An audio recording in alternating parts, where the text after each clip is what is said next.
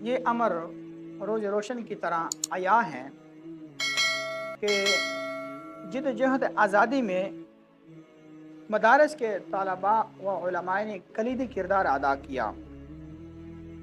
وطن عزیز کا کوئی ایسا گوشہ نہ رہا کہ جہاں پر انہوں نے اپنا لہو نہ گرایا ہو۔ ایسے جانباز جگر گوشوں میں حضرت سید کفایت علی کافی رحمۃ اللہ علیہ کا نام بھی شامل ہے۔ مولانا سید کفایت علی کافی رحمۃ اللہ علیہ نے اپنے ساتھیوں کے ساتھ مل کر مولوی وحاج الدین عرف منو، مولانا سید عالم علی مجید الدین عرف مجو خان اور عباس علی خان کے ساتھ مل کر تحریک آزادی میں بھرپور حصہ لیا۔ جب حضرت مولانا سید کفایت علی کافی رحمۃ اللہ علیہ نے جب ہوش سنبھالا اور آپ دیکھا کہ اس وقت انگریزوں کا ہندوستان پر